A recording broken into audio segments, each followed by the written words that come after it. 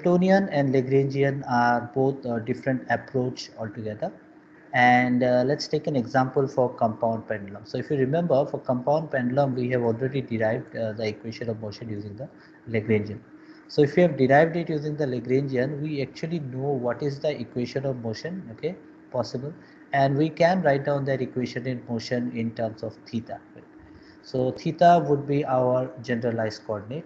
So whenever we have an Hamiltonian, we still need the value of kinetic energy and potential energy. So we do need T and V. So that's something which is common between both Lagrangian and Hamiltonian. So a good way to approach this problem fast, okay, suppose you're giving an entrance exam, you should write it fast. A good way to approach would be whatever may be the system given, okay, straight away write down the kinetic energy and potential energy, and then you think how you have to do it, okay. So if we basically consider the Lagrangian, okay, we can actually consider this is to be, okay, this is something wrong here. This is L is equal to T minus V, right? So this is a minus here, okay, not plus. Plus would be Hamiltonian. So we can take it to be half of I theta dot square. So the kinetic energy is half I theta dot square. So I think this, I think I have already told you that when you talk about mass, the rotational analog is nothing but moment of inertia. And then when you talk about velocity, the rotational analog would be nothing but theta dot. So it is mv square I theta dot square is the rotational analog. And the potential energy is minus mgl cos theta. Okay, sorry. So because of this minus, I think I have put a plus here directly. Okay, I've done it directly. I've skipped the step. So just put a plus mgl cos theta. Now, you know, when we talk about Hamiltonian, what are the things that we should know? In this equation, this is nothing but theta, okay, and then we have theta, okay. So already there we have an equation in terms of theta, but we don't have an equation in terms of p theta. So we should actually write down an equation in terms of p theta, okay, which is nothing but the generalized momentum. So if you remember generalized momentum, we derived it and we saw that generalized momentum was nothing but the del generalized component of the Lagrangian. So the generalized component here is nothing but theta. So we just take theta dot of that of Lagrangian. So p theta will be del L by del theta dot. So if you look into generally, we did it as Pj is equal to del L del Qj dot. So that Qj is the generalized coordinate. So here del L del theta dot, okay. So just remember this step by step so that you are not confused. So a good advice would be you practice. Okay? It's practice. Just don't look into it because this is a bit monotonous. I'm just showing it to you directly on the screen. But then if you don't practice, you'll lose the. So you just take del L del theta dot. So you see there is only one theta dot here. There is no theta dot here. So it's very simple. It's just I theta dot. So I have a p theta now. Okay. And then if you remember your Hamiltonian in terms of Lagrangian, we simply use it as this, okay. I'm just revising it because I think we have done it last week. So I expect that all of you remember this, okay. So we know that this was actually nothing but Pj Qj dot. This is Qj dot, right. So the dot minus L. So this is something which we already have seen. So L is there. So minus L. If you take the signs into consideration, you should get this. And then we have got just one coordinate here, theta. So just take p theta, theta dot. So it is p theta and generalized coordinate is theta. So theta dot. So p theta, theta dot. But then what is p theta? We just now found out. So this is a very important step for Hamiltonian. We'll just replace it here and then we get this is I theta dot square minus half I theta dot square. So I theta dot square minus half I theta dot square will be half I theta dot square minus mgl cos theta, right? And you can also write down this equation in terms of the generalized momentum. How?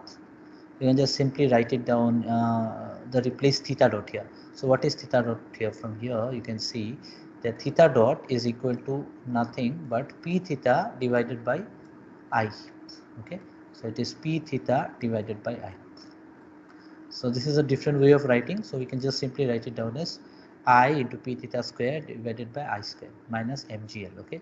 Why I do this? Because I'm going to find out the equation of motion. This is not the equation of motion. This is the relation between Hamiltonian and Lagrangian. So if you remember Hamilton's equation of motion, it is nothing but this term, right? The Hamilton's equation of motion is this, okay. So this is important. So this is something which we are going to find, okay. So if we do that, continue here, p theta dot square divided p theta square by 2i minus mgl cos theta, and you see that this is nothing but my kinetic energy. If you just replace the p theta value, and this is my potential energy, so this is T plus V. So if we can find out that H is equal to T plus V, okay, I think I should show it to you. Very important. This is another type of question that usually comes. This question is simple, okay, but there are a lot of things to learn from here. If a question comes, show that a system is conservative. What you can do is you can just take the Lagrangian, okay, sorry, take this Lagrangian, and then use this equation, okay, or H is equal to P theta theta dot minus L, and then put the value of Lagrangian, and finally show that this is T plus V. If you can show that, you can say that the energy is conserved. Okay, so what does it mean? That you have the total energy, and the total energy is the sum of the kinetic energy and the potential energy. So if you add them up, it should give you the Hamiltonian. So that is energy conservation. So the system is conservative. Okay? So this is something which you show. But then that is not the aim of this question. This question asks for the equation of motion. So you can use Hamilton's equation of motion here, and then you find out what is theta dot. So the theta dot is equal to del H del P theta dot. So you can do it from here. So if you just see, this is H, okay. So this is del H del P theta dot. So you have a P theta. So you can understand what is the aim of putting P theta there. So if you can just take del P theta of P theta dot square divided by 2i. So you can do that, and you can also put P theta dot is equal to minus del H del theta. As I have told you in the last class, this minus sign is very important. Never miss out that. Okay, don't miss that out. Very important. So we can just replace the equations now, and what we do is this: del H del P theta is P theta by I, and del H del theta is mgl sin theta. So you should do it on your own so that you can find it out. This was actually mgl cos theta. So if you take it, it will be minus sign. So it will be plus. So it is mgl sin theta. So if you could look into this 3, okay, this 3 implies that theta dot is P theta divided by I, okay, and because this del H del P theta is nothing but theta dot, so theta dot is P theta by I, and P theta dot is minus mgl sin theta. The question is it the equation of motion? What we can do now is we can actually do some replacement and find out one equation of motion. What is the best replacement to do? P theta. So the final equation of motion won't be in terms of P theta, it will be in terms of theta only. Okay, so what we do is we replace P theta. So how do you do it? You see, P theta, theta dot is equal to P theta by I. So P theta is equal to I into theta dot. So P theta dot is equal to theta double dot into I. Moment of inertia is something which is constant, right? So it is just theta double dot. So you just replace it here. You can replace it here, and then if you replace it here, you get just theta double dot I, which is equal to minus mgl sin theta. So if you just replace these values, the final equation that you get, this is called the equation of motion of a compound pendulum. If you want to find out the time period, I think we have already done it, right? So if we want to find out the time period, t is equal to 2 pi root over I divided by mgl. So if we have this equation, you can always take the 2 pi terms reciprocal of this. Why it is this? I think you should actually know it. Okay, is a lower class derivation. Okay, so this is something which you also observed when we use Lagrangian. Okay, so this is similar. Okay, this is similar. So this is the equation of motion.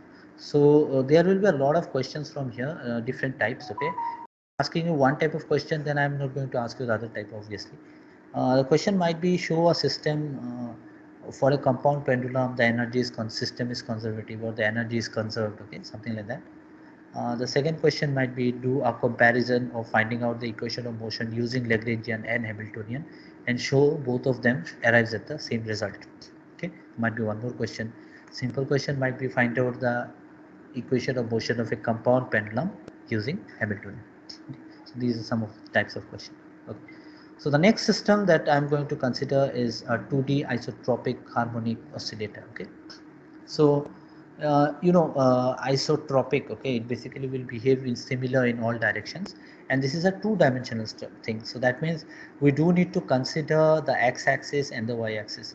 It was only one-dimensional isotropic oscillator, you can just take the x-axis, okay, else you need to take x and y. So this is your Cartesian coordinate system, and then we are just taking the kinetic energy to be half m x dot square plus y dot square. And since it's an oscillator, and if you remember Hooke's law, F is equal to minus kx, and we can use that equation to find out what is the potential energy. V is equal to integration of f dx, if you remember. It's a two-dimensional system, so you just take it as half kx square. So usually it is assumed that you know what is the kinetic energy and the potential energy. Probably it won't be asked how to find out the potential energy, okay, but you should know it. So I don't think it's very difficult. Okay, so I have the okay, let me zoom out a bit. I have the Lagrangian for you here, okay. I have the Lagrangian for you here. The question is, find out the equation of motion using Hamiltonian. We are just studying Hamiltonian here, okay, don't use Lagrangian now.